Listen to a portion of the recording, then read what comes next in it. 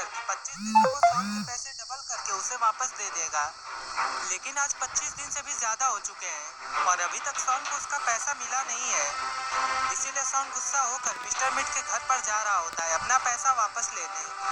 पर sworn mister meet के घर पर जा रहा है, ये बात उसने किसी को भी नहीं बताई है और यही उसने सबसे बड़ी गलती कर दी, क्योंकि उसे ये पता नहीं है कि इन 25 दिनों में मिस्टर मीट काफी बदल चुका है। इन 25 दिनों में मिस्टर मीट एक इंसान से एक शैतान बन गया है और इसीलिए आज सॉन को मिस्टर मीट के घर पर नहीं आना चाहिए था और किसी को बिना बताए तो कतई नहीं आना चाहिए था।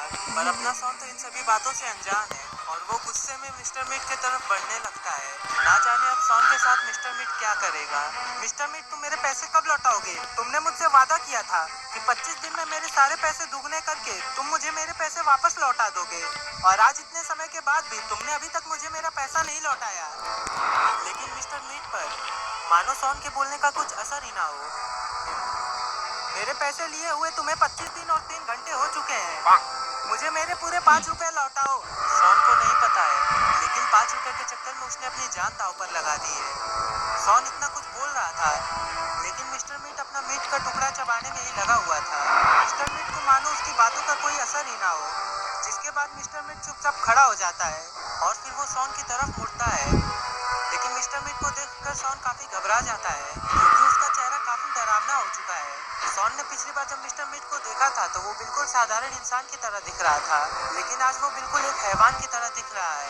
वो सोचने लगता है कि ये सुअर 25 दिन पहले तो कितना ठीक था और आखिर 25 दिन में इसका चेहरा सुअर जैसा क्यों बन गया। जिसके बाद मिस्टर मीट सॉन को वहीं पर रुकने का इशारा करके घर के अंदर चला जाता है। लगता है मिस्टर मीट का मूड आज सही है, इसीलिए उसने सॉन के साथ कुछ भी नहीं किया, वरना अभी तक तो वो सॉन को मारकर सॉन की हड्डियां चबा रहा होता। लेकिन फिर भी सॉन को मिस्टर मीट से बच के रहना चाहिए। अगर आज इस सुअर ने मेरे पैसे नहीं लौटाए तो मैं इसका ये टीवी बेचकर अपने 5 रुपए वापस ले लूंगा। बेचारा सॉन, वो इस बात से बिल्कुल ही अनजान है कि वो कितनी बड़ी गलती कर रहा है।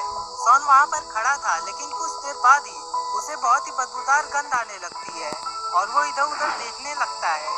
सॉन को लगता है कि जैसे मिस्टर मीट के घर में कोई चूहा मर गया हो और जहाँ ऐसे सिचुएशन में उसे घर के बाहर निकलकर खड़ा होना चाहिए था, वहीं दूसरी तरफ अपना पॉटी बॉय सॉन उस दुर्गंध की तरफ ही जाने लगता है, क्योंकि अपना पॉटी बॉय सॉन सबसे अलग है और अपने सॉन की यही खासियत तो उसे हर बार ले डूबती है। और घर के अंदर जाकर सॉन अपने सामने कुछ ऐसा देख लेता है जिससे उसकी आंखें फटी की फटी रह जाती है। सिर्फ आंखें ही नहीं, कुछ और भी फट गई है। अरे ये क्या, ये तो किसी की लाश है और क्योंकि ये लाश मिस्टर मीट के घर में ही है, इसका मतलब कि इस लड़की को मिस्टर मीट ने ही मारा था।